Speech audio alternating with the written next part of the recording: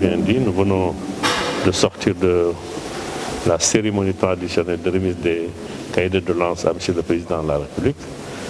Ça a été fait dans la tradition et nous avons pu échanger avec lui les préoccupations du monde du travail. Ces préoccupations tournent essentiellement sur le respect des droits syndicaux dans certains secteurs, la valorisation des conditions de travail et d'existence des travailleurs sénégalais,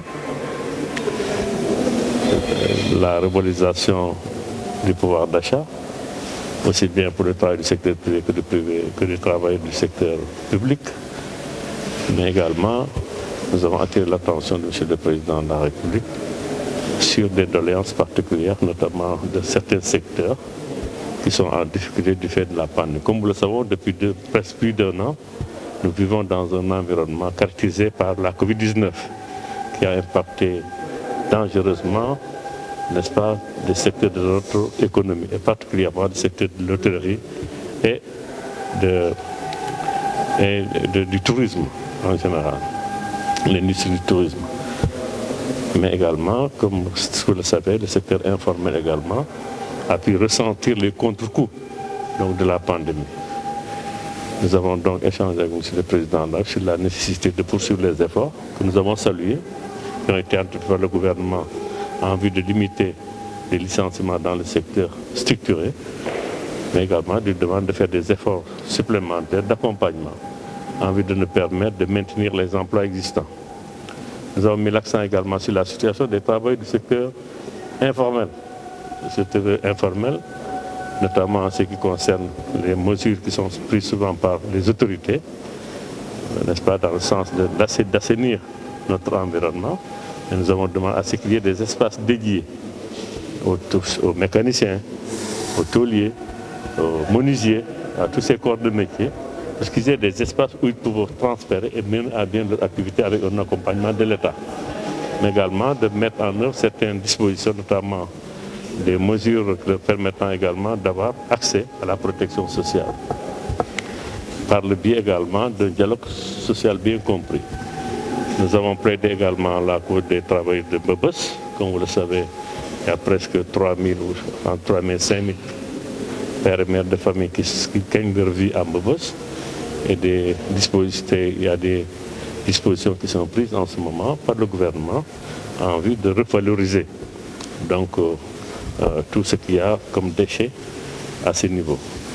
Et nous avons estimé que le GIE Bokoudiam, qui est en fait la structure qui est là-bas depuis plusieurs années, qui regroupe l'ensemble des acteurs de la décharge, puisse être impliqué dans le processus de mise en œuvre de la nouveauté de l'État dans ce domaine-là.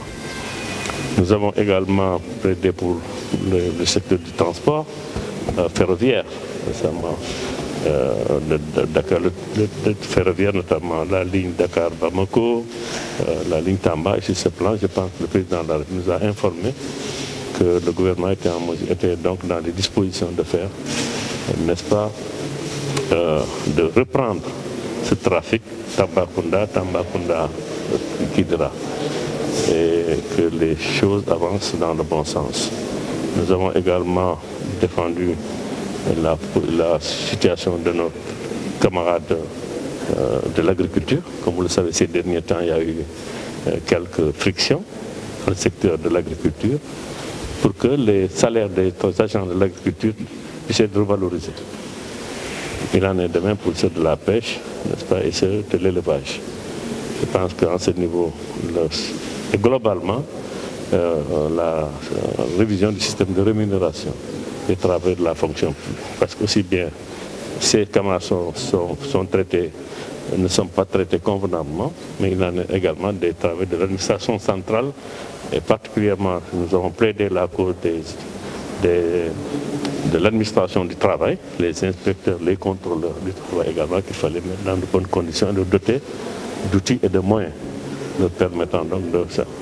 Nous avons en fait en même temps donc parlé de la situation d'autres secteurs. Je ne pouvais pas peut-être avoir le temps de vous livrer tout ce que nous avons dit avec le président de la République, les doléances que nous avons étalées et nous avons quand même échangé avec lui. Et je pense que nous avons trouvé auprès du président de la République une oreille attentive et une volonté peut-être de pouvoir, avec les travailleurs, dans le cadre d'un dialogue bien compris, trouver les mécanismes qui nous permettraient donc d'avancer. Voilà un peu, très brièvement, ramasser donc, les problèmes que nous avons donc, partagés avec lui. Je vous remercie. Merci beaucoup.